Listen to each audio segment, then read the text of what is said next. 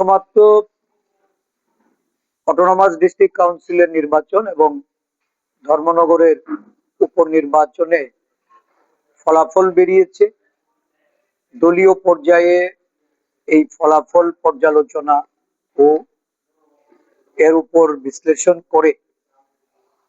একটা নির্দিষ্ট রোডম্যাপ তৈরি করার লক্ষ্যে আমাদের সমস্ত যারা প্রতিদ্বন্দ্বিতায় ছিলেন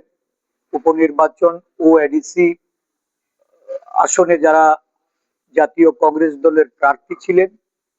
এবং আমাদের বিভিন্ন আসনে প্রভারী হিসাবে যারা নিযুক্ত ছিলেন তাদেরকে আমন্ত্রণ জানানো হয়েছে। প্রদেশ নেতৃত্ব তাদের সঙ্গে পর্যালোচনা করে আসন্ন ভিলেজ কাউন্সিল নির্বাচন সহ আগামী দিন সংগঠনকে শক্তিশালী করা, সমস্ত রাজ্য জুড়ে যে সাংগঠনিক দিক থেকে আমাদের দিন দিন যে সংগঠন বৃদ্ধি পাচ্ছে, সংগঠনের চেহারায় একটা গুণগত পরিবর্তন আসছে। সদ্য সমাপ্ত যুব কংগ্রেসের যে সাংগঠনিক নির্বাচন গেছে সেই নির্বাচনেও আমরা দেখেছি প্রায় 25,000 সদস্য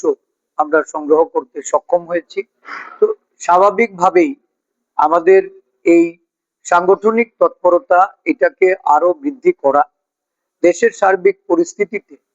বিভিন্ন রাজ্যে রাজ্যে আমাদের কংগ্রেস দল আন্দোলনমুখী হচ্ছে, বিভিন্ন জনস্বার্থ সম্মিলিত বিষয়ে কংগ্রেস দলের জাতীয় নেতা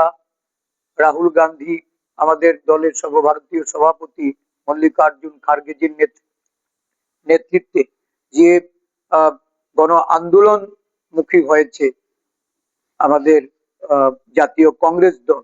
আমাদের রাজ্যেও এই আন্দোলনকে ছড়িয়ে দেওয়া এবং আন্দোলনে জনগণকে সামিল করার লক্ষ্যে সংগঠনকে আরো বেশি সক্রিয় করা, এই বিষয়গুলি আজকে এখানে আলোচনা হবে এবং তার মধ্যে দিয়েই আমরা একটা পরিকল্পনা নিয়ে আগামী দিন আরো সুদৃঢ়ভাবে আমাদের সক্রিয়তা বাড়িয়ে আমরা কাজে নেমে পড়ার জন্য আজকে এখানে আলোচনা হচ্ছে।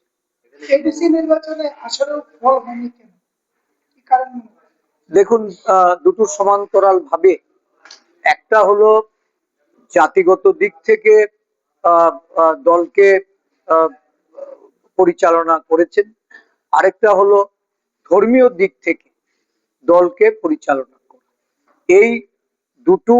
বিভাজন, এটা আমরা আগেও বলেছি যে এটা দিল্লি থেকেই সেট করা হয়েছে,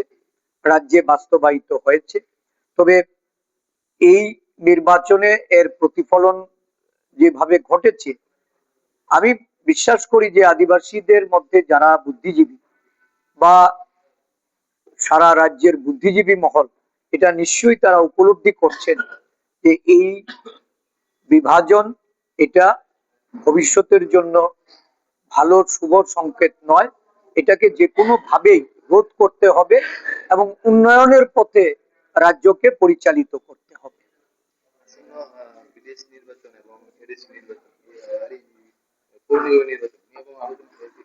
আমরা আলোচনা করেছি, আরো আলোচনা হবে, আলোচনার মাধ্যমেই আমরা সিদ্ধান্তে উপনীত